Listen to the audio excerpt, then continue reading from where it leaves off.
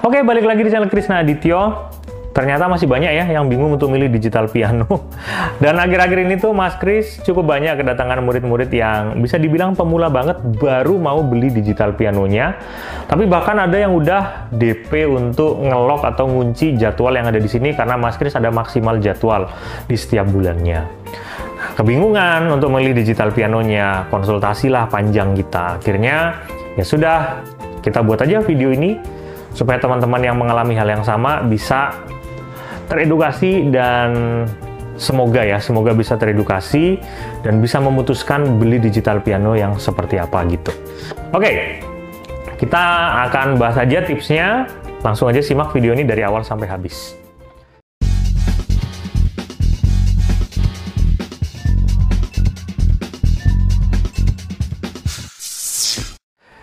Disclaimer dulu, di sini kita hanya membahas khusus untuk digital piano aja. Jadi kita tidak membahas spesies yang lain seperti keyboard, arranger, workstation, synthesizer, MIDI controller. Kita tidak membahas itu, khusus untuk yang 88 keys, yang panjang intinya, yang panjang. Kemudian juga dia berat. Dan rata-rata digital piano itu bisa transpose, bisa nge-layer suaranya, ya, dan dinamikanya bisa diatur. Ya, intinya seperti itu. Kalau ngomongin fitur, nanti teman-teman bisa lihat sendiri. Disclaimer yang berikutnya, Mas Kris tidak di-endorse dari brand-brand apapun, jadi lebih leluasa untuk memberikan alternatif ke teman-teman semua. Kemudian, Mas Kris di sini bukan orang yang paling paham, jadi teman-teman bisa cari informasi-informasi yang lain.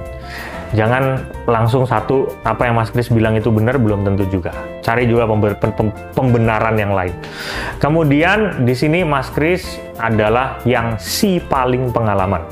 Karena Mas Kris akan sharing sesuai dengan apa yang Mas Kris alami di sini. Yuk kita langsung masuk aja. Nah, digital piano itu ada banyak model. Jadi teman-teman coba tanya pada diri sendiri, pengen yang seperti apa, Mas Kris kasih clue-nya. Kalau teman-teman suka mobile, bawa digital pianonya kemana-mana, atau teman-teman hanya memiliki ruangan yang bisa dibilang sempit atau terbatas, teman-teman bisa gunakan stage piano. Jadi ada model stage piano. Stage piano itu ciri-cirinya apa? Digital pianonya itu ramping, simple, tidak berat, ya, bentuknya itu tipis gitu digital pianonya, ya. Apakah itu jelek? Enggak, ya itu juga bagus gitu ya. Rata-rata menggunakan stand X gitu. Nah, kemudian kalau teman-teman memang pengen digital pianonya ditaruh di rumah aja lah, dan rumahnya cukup luas, ruangannya bisa pas, dan teman-teman lebih suka yang lebih estetik gitu ya, teman-teman bisa menggunakan digital piano dengan konsep portable grand. Seperti yang ada di samping Mas Kris ini. Ini adalah portable grand. Ciri-cirinya apa? Lebar, gede, gendut, ya. Dan biasanya bentuknya jauh lebih estetik daripada yang stage piano, jauh lebih klasik gitu. Kemudian dari segi tekstur. Nah, jadi teman-teman bisa pilih ya antara dua itu, tanya pada diri teman-teman sendiri. Ya, jangan tanya Mas Kris mana yang bagus. Nah, itu sesuai dengan kebutuhannya teman-teman. Harganya itu ada yang sama, ada yang lemah, ada yang stage piano, ada yang lebih mahal, ada yang portable grand, ada yang lebih mahal. Nah, oke, kita masuk ke tools. Tools ada dua, ada yang glossy, ada yang ivory. Glossy itu seperti teman-teman memegang kartu ATM, memegang kartu tol. Kalau ivory itu teman-teman kayak megang kertas HVS atau kayak teman-teman megang tulang. Biasanya yang dia ivory, tools-nya itu warnanya nggak putih, tidak seputih yang glossy, tapi dia kayak putih gading gitu atau kayak putih tulang gitu ya. Nah, biasanya teman-teman lebih suka yang pakai ivory karena terasa premium gitu. Tapi kalau Mas Kris sendiri, Mas Kris suka yang glossy gini. Ya, di jarinya Mas Kris itu lebih suka yang seperti ini. Tapi terserah, itu preference teman-teman semua. Jadi nanti terkerucut ya. Oh, pengen yang stage piano tapi ivory. Pengen yang portable grand tapi ivory atau glossy, nah, gitu ya. Nah, yang berikutnya adalah pedal. Piano itu bisa terdiri dari single pedal atau triple pedal. Yang Mas Kris pakai di sini adalah digital piano dengan triple pedal.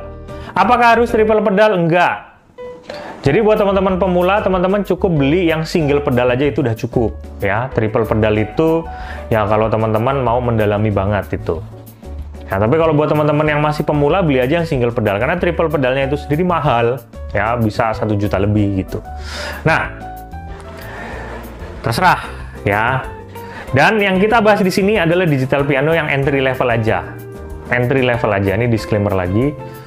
Entry level aja, jadi nggak bahas yang piano-piano yang mahal. Kalau teman-teman punya banyak duit ya silahkan beli yang mahal, udah pasti bagus.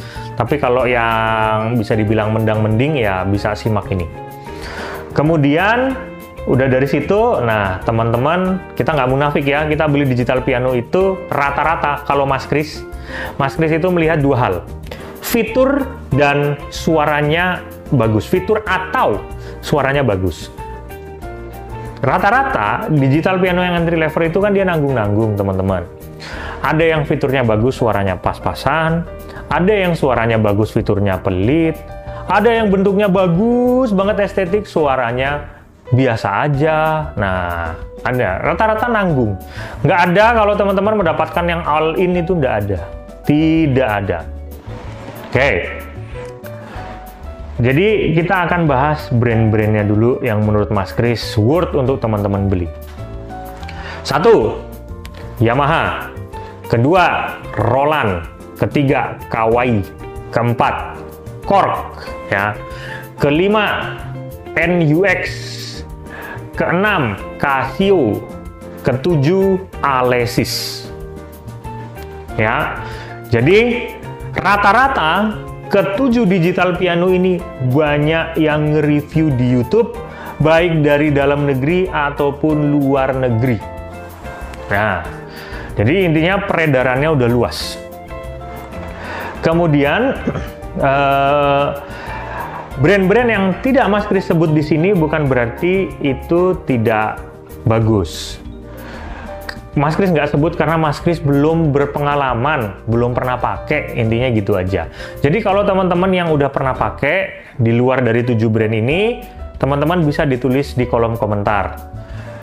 Awet nggak? Udah pakai sekian tahun, awet nggak? Nah, ternyata baru pakai 2 tahun rusak. Rusaknya itu kenapa? Tapi Mas Kris ngingetin teman-teman, digital piano itu pasti umurnya akan pendek. Kalau teman-teman make pianonya, habis make, tidak dicabut adaptornya dari stekernya. Itu udah pasti umurnya pendek itu. Karena kena tegangan listrik yang naik turun. Jadi,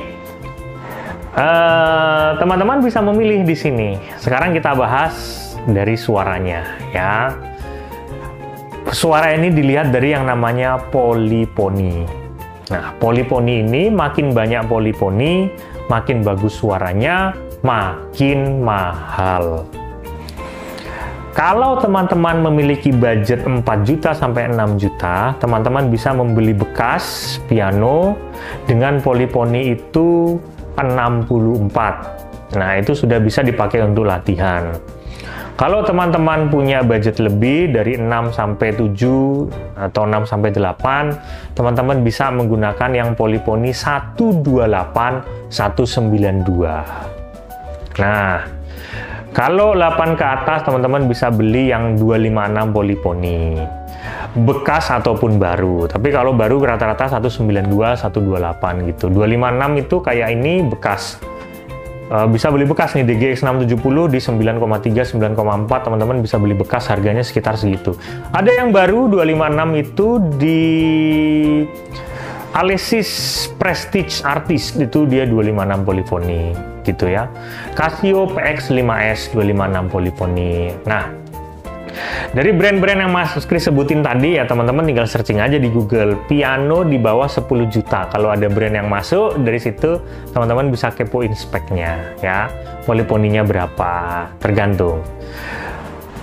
Apakah harus beli 256 polifoni? Enggak, yang 192 udah bagus, 128 juga udah bisa dipakai buat latihan, 64 juga udah bisa dipakai buat latihan. Walaupun beda kualitas suaranya. Nah, fitur, kita ngomongin fitur. Nah, kayak misalnya NUX NPK20 yang digadang-gadang fiturnya itu di tahun 2024 ya, di bulan ini itu masih menjadi fitur yang terbaik, terlengkap, tapi polifoninya tipis. Mas Kris sudah kasih tahu tadi, nanggung. Piano digital entry level itu nanggung. Kalau fiturnya bagus, maka dia suaranya pas-pasan. Kalau dia bentuknya estetik bagus banget, suaranya pas-pasan ya. Ada kayak Yamaha Arius gitu ya, kalau dibanding kayak piano-piano yang keluaran-keluaran sekarang, ya estetiknya lain gitu ya. Oke, kita agak melenceng sedikit ke situ. Jadi teman-teman bisa memilih digital pianonya yang seperti apa, portable grand atau stage, kemudian touch-nya kayak gimana, single pedal aja cukup, polyphony-nya seperti apa ya. Kemudian yang teman-teman perhatikan di sini adalah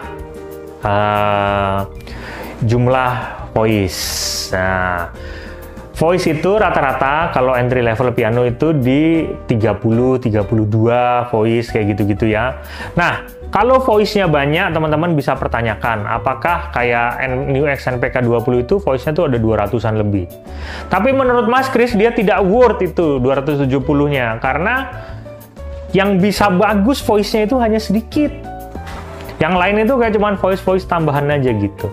Tapi ada yang hanya 32 voice di situ. Voice itu jumlah suara ya. Suara yang kalau di total piano, ada electric piano, string dan yang lain-lain. Walaupun cuma 32 tapi dia built-in voice-nya itu bagus. Bener-bener tebel gitu. Kayak punyanya Roland, Korg, Yamaha, Alesis, Kawai, itu tebel-tebel tuh pianonya. Nah, jadi teman-teman bisa memilih mau fitur yang bagus atau yang suaranya tebel. Tapi bukan berarti NUX NPK 20 itu nggak worth. Dia worth banget itu menurut Mas Kris. Suaranya bisa dirubah-rubah. Ada equalizer-nya. Jadi memang kalau masuk ke sound out bagus banget itu digital pianonya. Kayak Kawai ES110 itu juga bagus ya.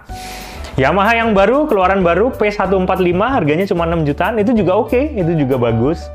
Ya, tapi sekali lagi ya minim ya dia punya fiturnya gitu. Dah. Sampai di sini teman-teman punya gambaran masing-masing, terserah teman-teman pilihnya seperti apa.